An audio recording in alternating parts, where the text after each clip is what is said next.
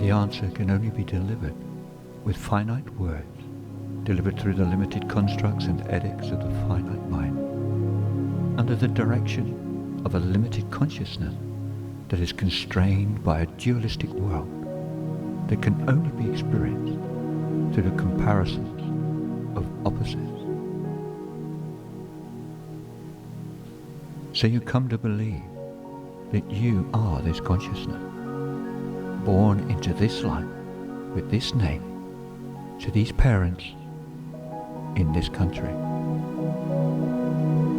And you begin to form an identity, a self-image based upon the beliefs and the attitudes of your parents.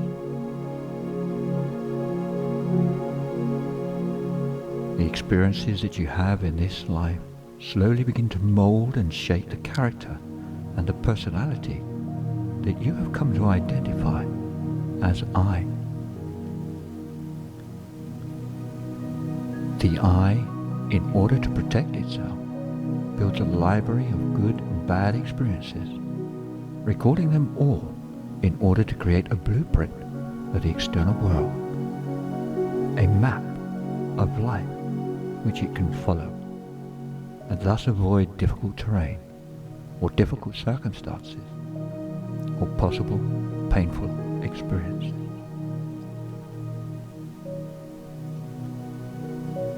In this dualistic world, the I becomes tied to the idea of light and dark, good and evil, love and hate.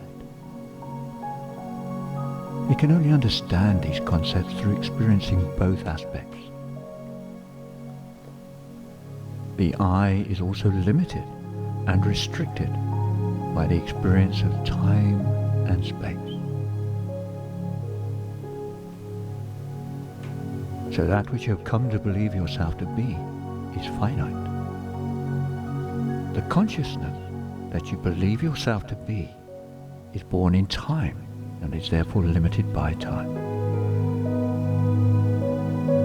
The consciousness that you believe yourself to be dwells within the confines and the constructs of the mind, the emotions, and the sense of the physical body. Conscious awareness is stifled by the architecture of the beliefs and edicts formed by the mind, for the mind. The mind will struggle with the reality of your essence, for the eye of the mind is like an ice cube. It has boundaries, has limits. It is solid and unyielding. And your true essence is like water, fluid, formless, flowing, yielding. Even though the ice cube is born of water, it bears no resemblance to water. You, as you perceive yourself to be, are the ice cube. Your true nature, however, is the water.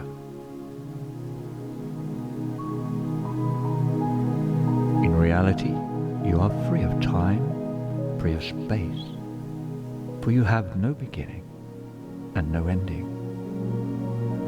You are not born, and you do not die.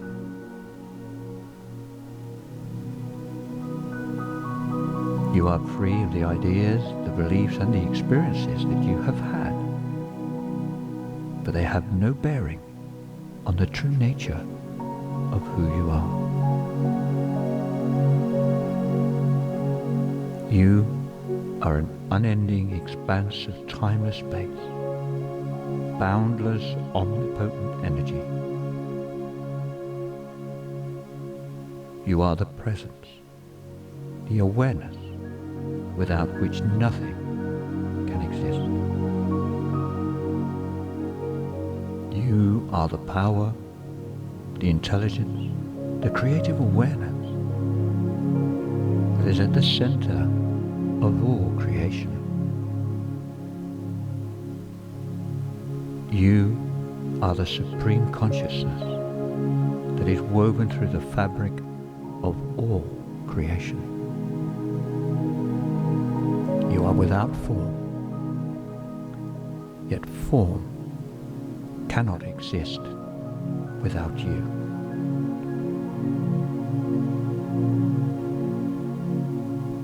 The lifetime you are living here and now is like a wave rising up from the ocean. As the wave rises, it comes into time and space. It takes form and shape and travels along on top of the ocean. It is both separate from and yet still very much a part of the ocean. Both the wave and the ocean remain as water. A wave travels through time until its energy is spent, and it crashes on the shore,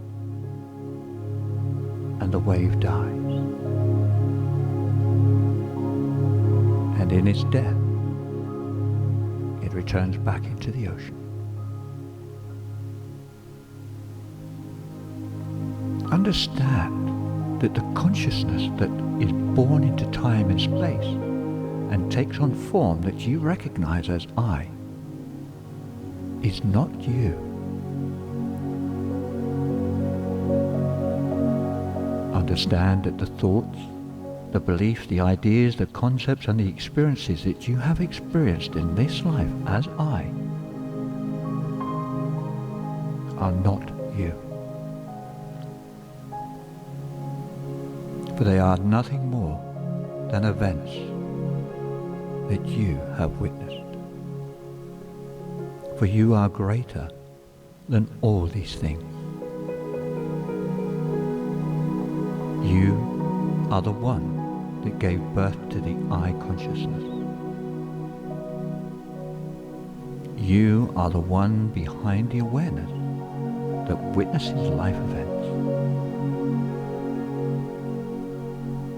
It is your awareness, your attention, that causes events to be recorded as concepts, beliefs, ideas, and experiences.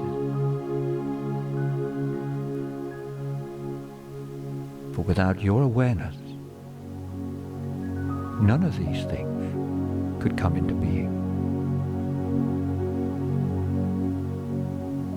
I do not know what you will do with these words, for you will find your own way. I am merely offering you an opportunity to reflect for yourself, upon yourself, in the hope that you may discover for yourself.